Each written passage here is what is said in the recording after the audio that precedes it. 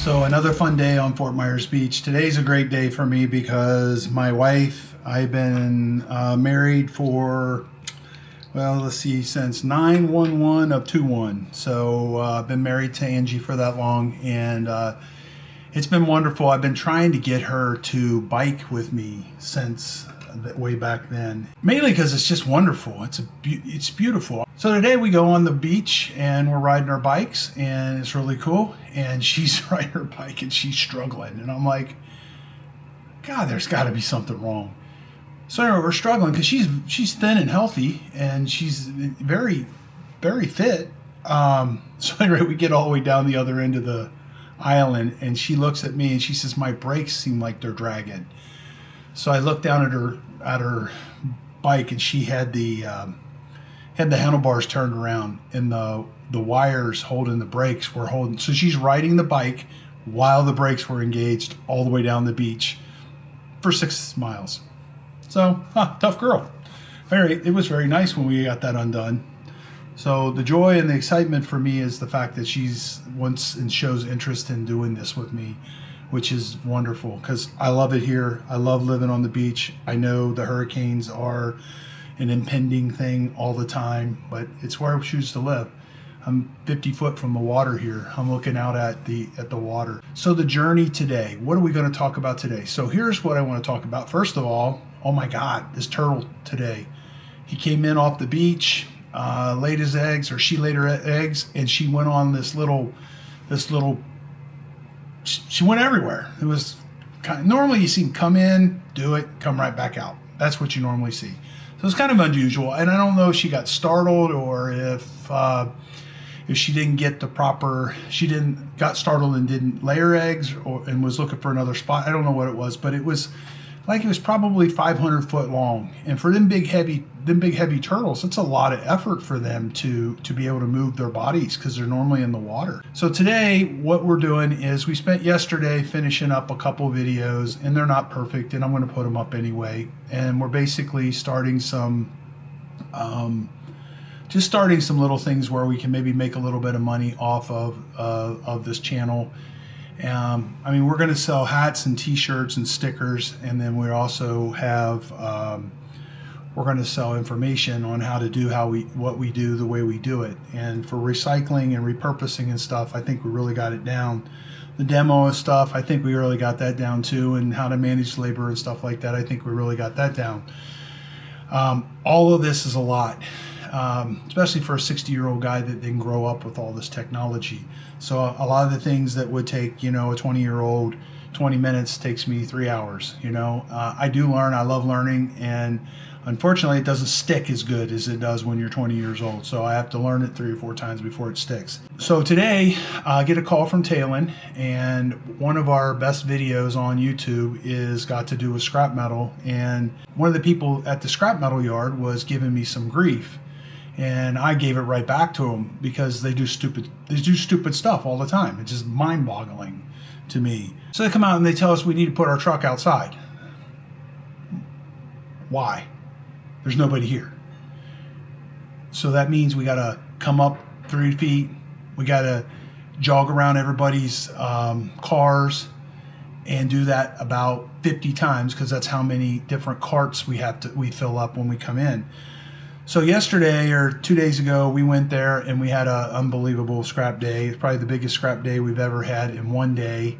As far as I know, it's probably the biggest one we've ever had. So we get a call this morning. That person that was upset with us, they came at me like a ton of bricks. And if you come at me like a ton of bricks, you're going to get a reflection back of a ton of bricks. That's the way it is. We don't have to take our scrap there. So Talon gets the call, and the guy says, hey, I'm with the management of this recycling company. And he says, okay, hi, how are you doing? He says, we just want to let you know you're not allowed to videotape at our facility. And Talon says, no, wait a second. There's no signs up. There's nobody telling us that we can't do it except for this one employee. Well, that one employee has gotten a hold of the owner of the company and has really jumped up and down and screamed and yelled and so on and so forth. And Talon said, that's fine. He says, I'm going to call the owner of this company, and you know what he's going to tell you? He's going to tell me to tell you, We don't got to come there. We don't. Now, you got a nice setup there compared to the other companies here. You got a nice clean environment, easy. You're not getting your truck stuck in the mud and stuff like that, which is really beneficial. But at the same time, you know, we're going to Sarasota here in a minute, and we have a scrapyard up there that, oh my God, they love us. They think it's wonderful. They help us unload. They speak to us very nicely. They are friendly and fun, and they pay us more, so on and so forth. So that's what we got to deal with. So he calls and he says, hey, this is what, and Talon said, no problem. Here's what's going to happen. I'm going to call him. He's going to say, up yours. We're not going to come back. He said, just remember, this month, it's $50,000 that you paid to Remove It Pros. So that means you're making at least $50,000. You're probably making $100,000. So how much is that going to cost you this year? If you're making $100,000 off of us every month, that's $1.2 million. So you want to get over your one employee having an issue, or tell that one employee to be off the days that we come, or go in the back room or whatever. We're not doing anything to disparage them. We're not running them through the ground or anything like that. So I don't know. I'm new to the YouTube thing. You know, I'm almost 60, so I don't understand this stuff. We actually interviewed the guy that took our metal in, and he was gracious and actually went above and beyond and was actually showing us some additional things that we didn't know and that are going to be very profitable for us. And we interviewed the guy that is our rep with them on camera, and they didn't have a problem with it then.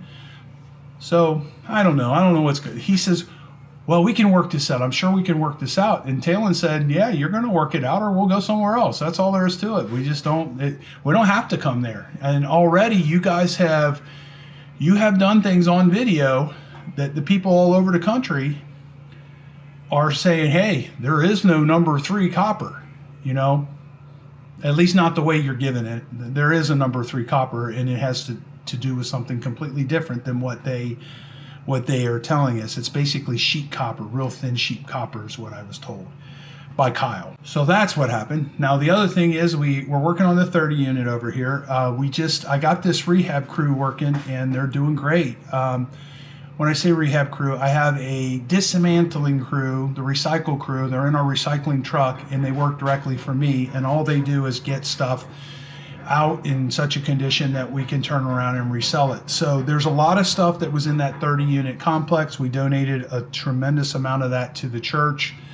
We're over there finishing it up. We pulled out the pool yesterday, and we're ready to tear one of the buildings down. We're getting the last little bit of refrigerators, stoves, some granite, some more doors, scrap metal, aluminum.